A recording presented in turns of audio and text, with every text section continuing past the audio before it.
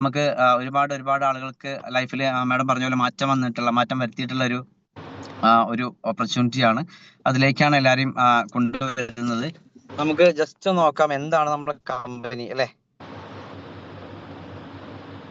അതുപോലെ കുതിച്ചുയരുന്ന ഒരു ഓപ്പർച്യൂണിറ്റിയിലേക്കാണ് സ്വാഗതം ചെയ്യുന്നത്. Welcome to the digital world.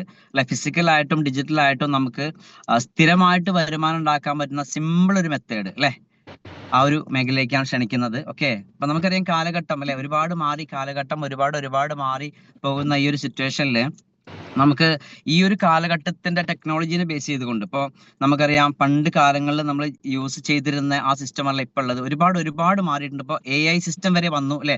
ഒരു ജോലിക്ക് നമ്മളെ കൂടെ ആവശ്യം, ഒരു മനുഷ്യന്റെ ആവശ്യമില്ലാതെ തന്നെ ഒരു മനുഷ്യന്റെ കൃത്രിമ ബുദ്ധി ഉപയോഗിച്ചുകൊണ്ട് ഇന്ന് ലോകം റോബോട്ടുകൾ കീഴടക്കുന്ന കാലഘട്ടത്തിലേക്ക് വരുമ്പോൾ ആ ഒരു സിസ്റ്റത്തിലേക്കാണ് നമ്മളെ കമ്പനി മുന്നോട്ട് പോകുന്നത്.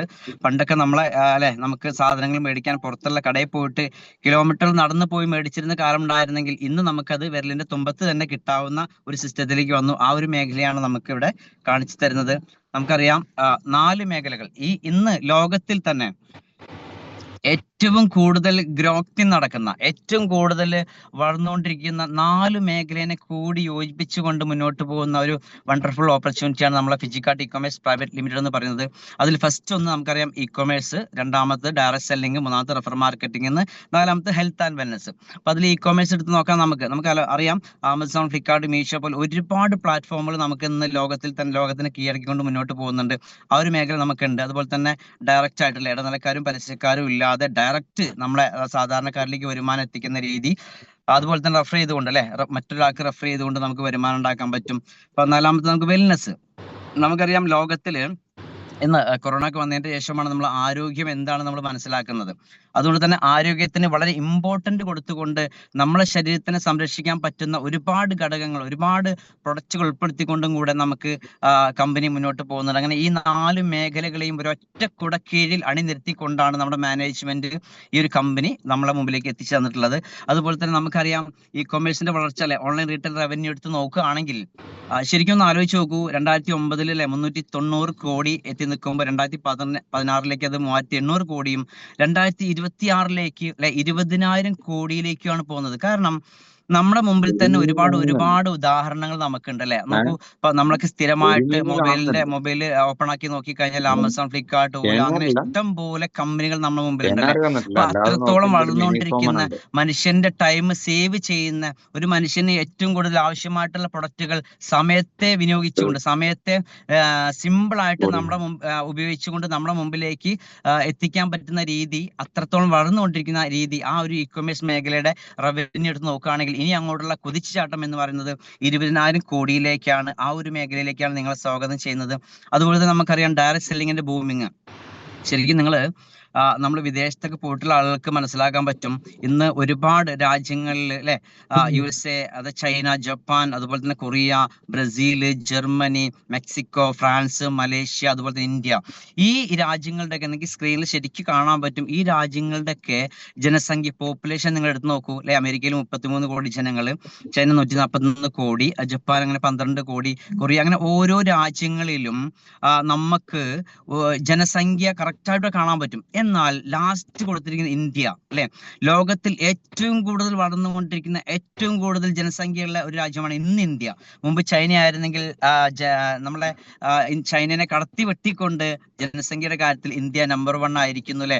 145 കോടി എബോ ജനങ്ങൾ നമ്മുടെ ഇന്ത്യയിൽ ഇന്നുണ്ട്. അതുകൊണ്ട് തന്നെ ഏറ്റവും കൂടുതൽ ഇനി ഒരു ഡയറക്ട് സെല്ലിംഗ് നോക്കി കാണാൻ പോകുന്ന രാജ്യം എന്ന് പറയുന്നത് ഇന്ത്യയാണ്. കാരണം നമുക്കറിയാം ഏറ്റവും കൂടുതൽ ജനങ്ങളുടെ രാജ്യം, ഏറ്റവും കൂടുതൽ ഡിജിറ്റലായിക്കൊണ്ടിരിക്കുന്ന രാജ്യം, ഏറ്റവും കൂടുതൽ ഡെവലപ്പ് നടന്നുകൊണ്ടിരിക്കുന്ന രാജ്യം. അതുകൊണ്ട് തന്നെ ഇന്ന് ഏറ്റവും കൂടുതൽ സ്ത്രീകളുടെ സാന്നിധ്യം കൂടെ ഈ ഒരു മേഖലയിലുണ്ട് അല്ലെ.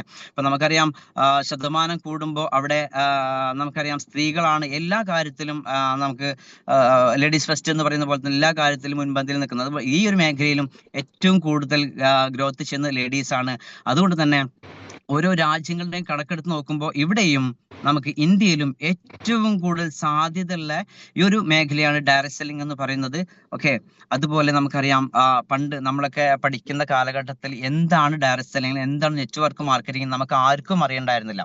ഇവിടെ ഇന്ന് ഓരോ കുട്ടികൾക്കും പഠിക്കാൻ വേണ്ടിയിട്ടുള്ള പാഠ്യ പദ്ധതിയായിട്ട് ഓരോ യൂണിവേഴ്സിറ്റികൾ, നമ്മളെ ഏറ്റവും ഫേമസ് ആയിട്ടുള്ള ഹാർഡ്വേർഡ് വരെ അല്ലെ, നമുക്കറിയാം അവിടെ വരെ നമുക്ക് ഇന്ന് സിലബസ് ആയിട്ട് സ്കൂളിലും കോളേജുകളിലും ഒക്കെ പഠിപ്പിക്കുന്നുണ്ട്. അതുകൊണ്ട് തന്നെ എല്ലാ ഗവൺമെന്റുകളും നമ്മുടെ നെറ്റ്വർക്ക് മാർക്കറ്റിനെ സപ്പോർട്ട് ചെയ്തുകൊണ്ട് നിയമം പാസ്സാക്കി വ്യക്തമായിട്ടുള്ള ഗൈഡ് ലൈൻസ് കൊടുത്തുകൊണ്ട് ഗവൺമെന്റ് പുറത്തിറക്കിയിട്ടുണ്ട്. അതുകൊണ്ട് തന്നെ ധൈര്യമായിട്ട് നമുക്ക് ഏറ്റെടുക്കാൻ പറ്റുന്ന ഒരു മേഖല കൂടിയാണ് നെറ്റ്വർക്ക് മാർക്കറ്റിംഗ് എന്ന് പറയുന്നത്. കാരണം നമുക്കറിയാം ഇപ്പോ ഇന്ത്യയിൽ തന്നെ അല്ലെ ജനങ്ങൾ പെരുപ്പമാണ് അല്ലെ, ഇത്രയും ജനങ്ങളുള്ള ഇന്ത്യ, നമ്മളെ രാജ്യത്ത് കേരളത്തിൽ എടുത്ത് നോക്കാം, ഇന്ത്യ എടുത്ത് നോക്കാം, അതുപോലെ തന്നെ അവിടെയൊക്കെ എല്ലാ ജനങ്ങൾക്കും ഗവൺമെന്റിന് ജോലി കൊടുക്കാൻ പറ്റാത്ത സിറ്റുവേഷനാണ് വരുന്നത്. കാരണം പണ്ടൊക്കെ PSC എന്ന് പറഞ്ഞാൽ വളരെ സിമ്പിൾ ആയിരുന്നു. ഇന്ന് PSC എഴുതിയാൽ പോലും കിട്ടാത്ത അവസ്ഥയാണ് അല്ലെ.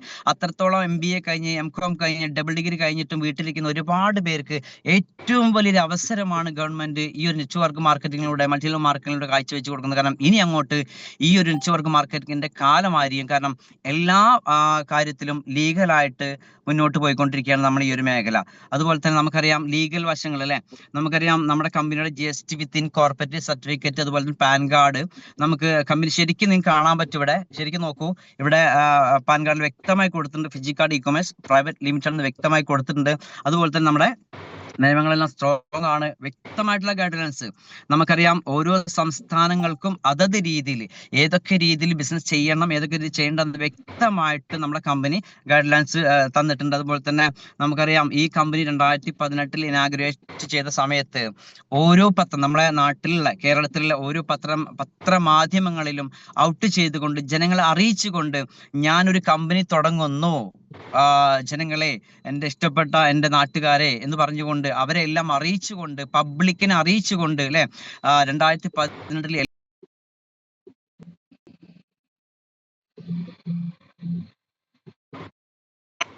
ഉൾപ്പെടുത്തിക്കൊണ്ടാണ് കമ്പനിയുടെ ഇനാഗുറേഷൻ നടന്നിട്ടുള്ളത്. നമുക്കറിയാം നമ്മുടെ കമ്പനി ഏറ്റവും കൂടുതൽ നമ്മൾ ഒരു കമ്പനി ആവട്ടെ, കോളേജിലേക്ക് ഒരു സ്റ്റുഡൻറ്റിനെ നമ്മളെ കുട്ടികളെ കൊണ്ടുപോകുന്നതാവട്ടെ, ഒരു കമ്പനിയിൽ ജോയിൻ ചെയ്യുന്നതാവട്ടെ, ഒരു ഗൾഫിലേക്ക് പോകുന്നതാവട്ടെ, അതൊക്കെ നമ്മൾ ആദ്യം അന്വേഷിക്കുന്നത് അതിന്റെ അടിത്തറ, ഈ കമ്പനി ആരതാണ്, അല്ലെങ്കിൽ അവിടെ സാലറി കറക്റ്റ് കിട്ടുന്നുണ്ടോ, അതല്ലെങ്കിൽ അവിടുത്തെ സ്റ്റാഫ് എത്ര പേരുണ്ട്, അവിടുത്തെ റൂൾസ് ആൻഡ് റെഗുലേഷൻസ് കറക്റ്റ് ആണോ, മെയിൻ ആയിട്ട് ഫൗണ്ടേഷൻ അല്ലെ, അതിന്റെ അടിത്തറ എന്താണ്, അവരുടെ ബാക്ക്ഗ്രൗണ്ട് എന്താണ്, പാരമ്പര്യം എന്താണ് വ്യക്തമായിട്ട് മനസ്സിലാക്കിയിട്ടായിരിക്കും നമ്മുടെ ഓരോ നീക്കങ്ങളും മുന്നോട്ട് വയ്ക്കുന്നത്. ഇവിടെ നമുക്കറിയാൻ പറ്റും നമ്മുടെ മാനേജ്മെന്റ്, നമ്മൾ അടിത്തറ എന്ന് പറയുന്നത് ലോകം മൊത്തം അറിയപ്പെടുന്ന സെലിബ്രിറ്റി ആയിട്ടുള്ള ലെജൻഡ് ആയിട്ടുള്ള ഒരുപാട് ബിസിനസ്സുകളുടെ മുതൽക്കൂട്ടായിട്ടുള്ള ഒരുപാട് ജനങ്ങളിലേക്ക് എത്തിച്ചേർന്നുകൊണ്ട് ഒരുപാട് ജനങ്ങളെ സപ്പോർട്ട് ചെയ്തുകൊണ്ട് ഒരുപാട് പാവപ്പെട്ടവർക്ക് സഹായഹസ്തങ്ങൾ നീട്ടിക്കൊടുത്തുകൊണ്ട് ഓരോ സാധാരണക്കാരന്റെ മുമ്പിലേക്കും ഞാനും ഒരു സാധാരണക്കാരനാണ്, നിങ്ങൾ ഉൾപ്പെട്ട ഒരാളെന്ന് വ്യക്തമായിട്ട് പഠിപ്പിച്ച് മനസ്സിലാക്കിക്കൊണ്ടാണ്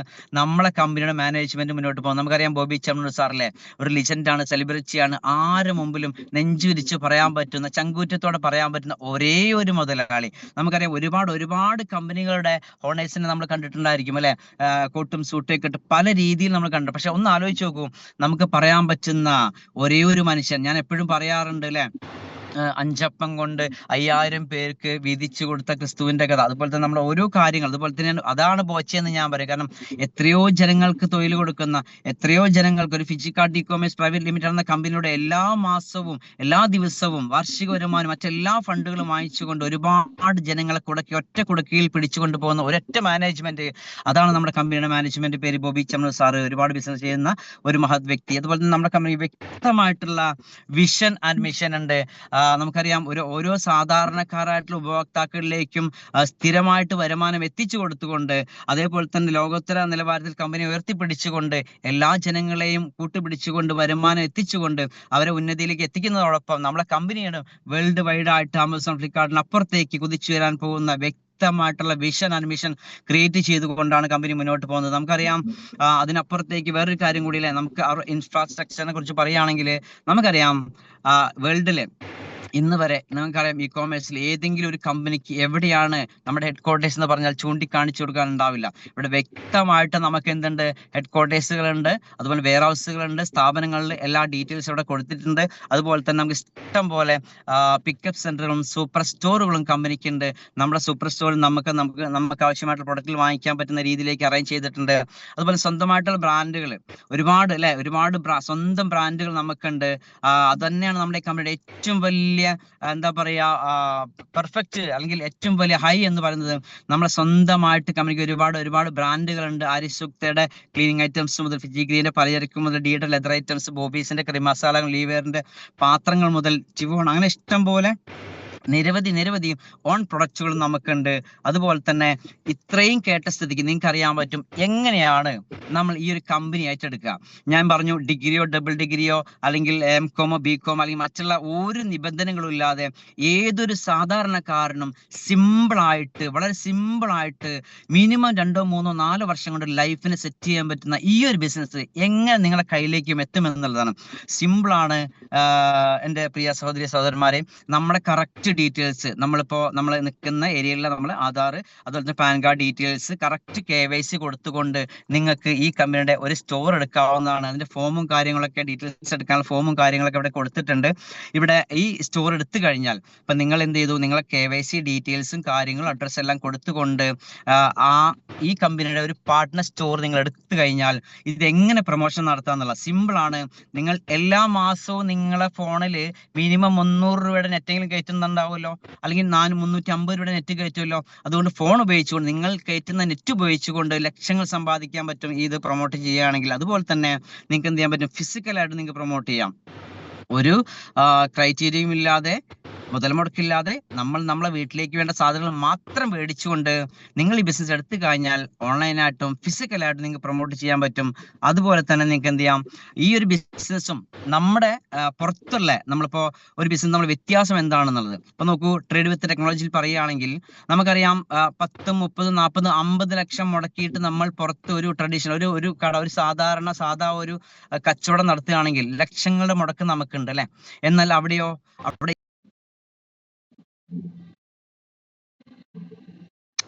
സോണൽ മുതൽ ലാസ്റ്റ് റീറ്റെയിലിന്റെ കയ്യിൽ എത്തുമ്പോഴത്തേക്കും ഇത്രയും ഇടനിലക്കാരും പരസ്യക്കാരും കഴിഞ്ഞിട്ടാണ് ഈ ഒരു പ്രൊഡക്റ്റ് നമുക്ക് എത്തുന്നത്. അതുകൊണ്ട് എനിക്കൊന്ന് 60 മുതൽ 80% വരെ ലാഭം എന്ത് ചെയ്യും, നമ്മൾ ചെയ്യുന്ന കച്ചവടത്തിന്റെ ഈ ഇത്രയും ഏജൻസികൾക്കും പരസ്യക്കാരും കൈമാറി പോകുന്നുണ്ട് അല്ലെ. അപ്പൊ നമ്മൾ ഇത്രയും ലക്ഷങ്ങൾ മുടക്കിയിട്ട് ചെയ്യുന്ന ഒരു ബിസിനസ്സിൽ നമുക്ക് ഇത്രയും ഏജൻസികളെ കട്ട് ചെയ്യുമ്പോൾ അവിടെയാണ് നമ്മുടെ കമ്പനിയുടെ പ്രത്യേകത.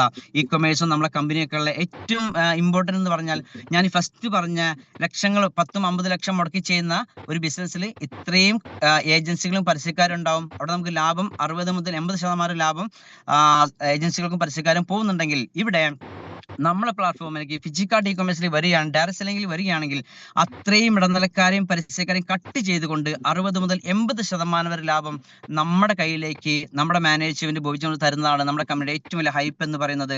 അതുപോലെ തന്നെ 7 തരം പ്രോഫിറ്റ് ഷെയർ. ഇപ്പൊ നിങ്ങളൊരു പാർട്ട്ണർ സ്റ്റോർ എടുത്തു കഴിഞ്ഞു, ഈ സ്റ്റോറിലൂടെ 7 തരം വരുമാനമാണ് നിങ്ങൾക്ക് എത്തിക്കുന്നത് കമ്പനി. ഓക്കെ, ഒന്നാണ് retail profit, 2 business expansion bonus, അതുപോലെ തന്നെ generation bonus, monthly performance bonus, family health insurance, annual profit, awards and rewards. ഒന്ന് ആലോചിച്ച് നോക്കൂ, തുച്ഛമായിട്ടുള്ള വീട്ടിലേക്കുള്ള സാധനങ്ങൾ മേടിച്ചിട്ട് നിങ്ങൾക്ക് കിട്ടുന്ന ഇത്രയും വരുമാനം. അതിൽ ഫസ്റ്റ് വരുമാനം എന്ന് പറയുന്നത് റീറ്റെയിൽ പ്രോഫിറ്റ്.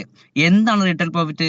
ഇപ്പൊ ഞാൻ എന്നൊരു വ്യക്തി, മധു എന്ന് പറഞ്ഞ ഒരു വ്യക്തി എന്റെ പേരിലേക്ക് ഒരു സ്റ്റോർ, പാർട്ട്ണർ സ്റ്റോർ ഞാൻ എടുത്തു.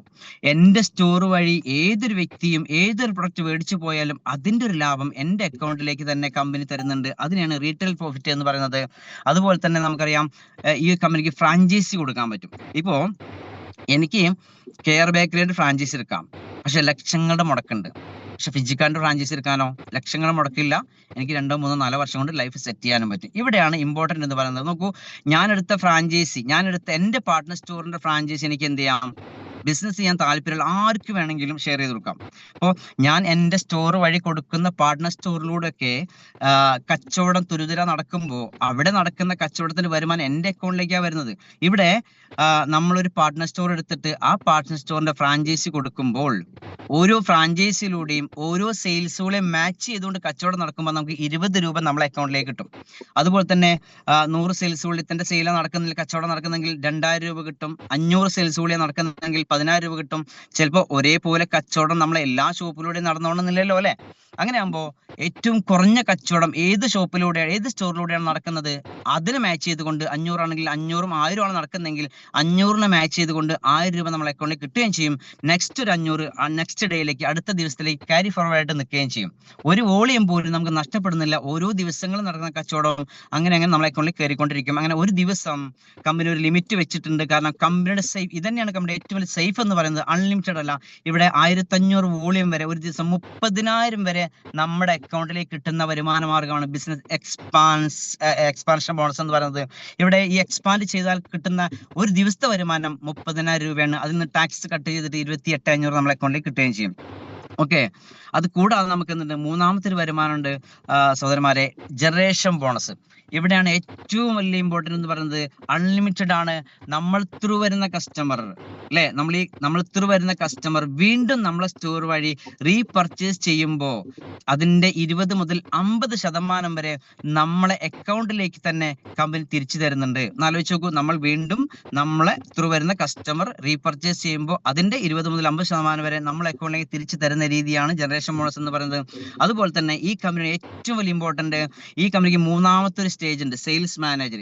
ഈ സെയിൽസ് മാനേജർ എന്ന സ്റ്റേജിൽ എത്തുമ്പോൾ നമുക്ക് എല്ലാ വർഷവും ഞാൻ പറയും 2000 വോളിയം മാച്ച് ചെയ്തുകൊണ്ട് നമ്മൾ ക്രൈറ്റീരിയ ഒന്നുമില്ല, 1 മാസം കൊണ്ടോ 2 മാസം നമ്മുടെ ഇഷ്ടപ്രകാരം നമുക്ക് വർക്ക് ചെയ്ത് നമുക്ക് എന്ത് ചെയ്യാം, ഈ അച്ചീവ്മെന്റ് എത്താൻ പറ്റും. എത്തിക്കഴിഞ്ഞാൽ നമുക്ക് ഈ കമ്പനിയുടെ ഹെൽത്ത് ഇൻഷുറൻസ് എല്ലാ വർഷവും 2 ലക്ഷം രൂപ വീട്ടിൽ 4 പേർക്ക് കമ്പനി ഇൻഷുറൻസ് ആയിട്ട് തരുന്നുണ്ട്. ഏത് ഹോസ്പിറ്റലിൽ പോയി നമുക്ക് ക്ലെയിം ചെയ്തെടുക്കാൻ പറ്റും. അതേപോലെ തന്നെ ഈ കമ്പനിയുടെ സെയിം റാങ്ക് ആയിട്ടുള്ള സെയിൽസ് മാനേജർ എത്തുമ്പോൾ നമുക്ക് എല്ലാ മാസവും മന്ത്ലി ഒരു പെർഫോമൻസ് ബോണസ് കൂടെ കമ്പനി അവൈലബിൾ തരുന്നുണ്ട്. കാരണം നമുക്കറിയാം 2000 സെയിൽസുകൾ മാച്ച് ചെയ്തുകൊണ്ട് ഈ കമ്പനിയുടെ സെയിൽസ് മാനേജർ ആയി കഴിഞ്ഞാൽ വെറും 300 വോളിയം, ചെറിയൊരു ക്രൈറ്റീരിയ മാത്രം നമുക്കുള്ളൂ.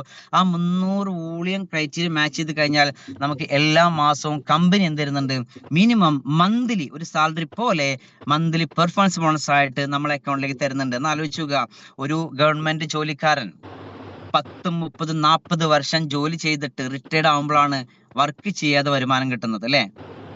ഇപ്പോഴും പെൻഷനൊക്കെ നിർത്തലാക്കാൻ പോകുന്നത് കേൾക്കുന്നുണ്ട്. എന്നാൽ ഇവിടെ ഞാൻ ഈ കമ്പനിയുടെ 4ാമത്തെ മാസം മുതൽ എല്ലാ മാസവും മന്ത്ലി പെർഫോമൻസ് ബോണസ് മേടിക്കാൻ തുടങ്ങിയിട്ടുണ്ട്.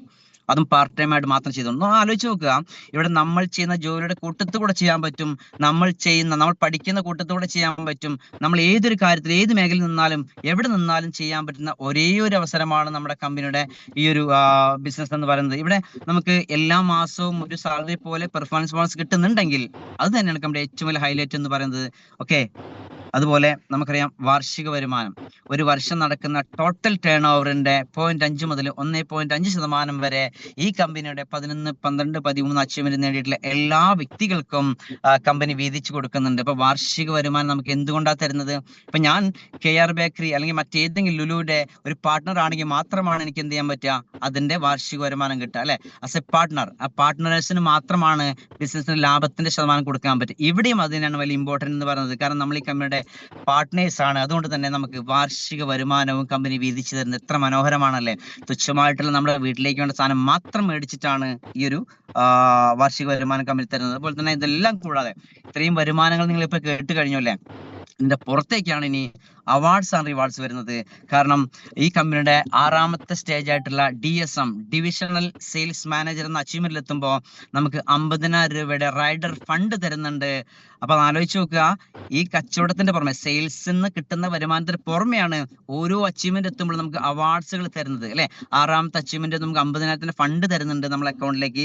അത് കൂടാതെ എന്തുണ്ട്, 10ാമത്തെ അച്ചീവ്മെന്റ് ആയിട്ടുള്ള സോണൽ സെയിൽസ് ടീം മാനേജർ എത്തുമ്പോൾ 5 ലക്ഷത്തിന്റെ ഫണ്ട് തരുന്നുണ്ട്. ഇതെല്ലാം ടാക്സ് കട്ട് ചെയ്ത് നമ്മളെ അക്കൗണ്ടിൽ കിട്ടും. ഒരു പൈസ പോലും തിരിച്ചടക്കേണ്ട എന്നുള്ളതാണ്. എല്ലാം നമുക്ക് നമ്മുടെ ആവശ്യത്തിന് സ്ഥലം മേടിക്കാം, വണ്ടി മേടിക്കാം, വീട് വെക്കാം, കടം വീട്ടാം, എന്തിനു ഉപയോഗിക്കാൻ പറ്റും. ഓക്കെ, അത് നിങ്ങൾക്ക് ഇഷ്ടപ്പെട്ട സമയം കൊണ്ട് നേടാൻ പറ്റും. ക്രൈറ്റീരിയ ഒന്നുമില്ല. അതുപോലെ തന്നെ ഈ കമ്പനിയുടെ 11ാമത് സോണൽ സെയിൽസ് ഡെവലപ്മെന്റ് മാനേജറിൽ എത്തുമ്പോൾ 2 പാക്ക് 2 പേർക്ക്, ഫാമിലിക്ക് ഹസ്ബൻഡ് ആൻഡ് വൈഫ് എടുത്തോളൂ, 2 പേർക്ക് ഇന്റർനാഷണൽ ട്രിപ്പാണ് കിട്ടുന്നത്. ഇതെല്ലാം കമ്പനിയാണ് പ്രൊമോട്ട് ചെയ്യുന്നത്. ഒരു പൈസ പോലും നമുക്ക് മുടക്കില്ല എന്നുള്ളതാണ് ഏറ്റവും വലിയ ഇമ്പോർട്ടന്റ്. അതുപോലെ തന്നെ ഈ കമ്പനിയുടെ നാഷണൽ സെയിൽസ് മാനേജർ 12ാമത്തെ സ്റ്റേജ് ആയിട്ടുള്ള നാഷണൽ സെയിൽസ് മാനേജറിൽ എത്തുമ്പോൾ 50 ലക്ഷത്തിന്റെ ഫണ്ടാണ് കൊടുക്കുന്നത്, പ്രീമിയം ഫണ്ട്. അതും ടാക്സ് കട്ട് ചെയ്ത് 47 ലക്ഷം നമ്മളെ അക്കൗണ്ടിൽ കിട്ടും. ഒന്ന് ആലോചിച്ച് നോക്കുക.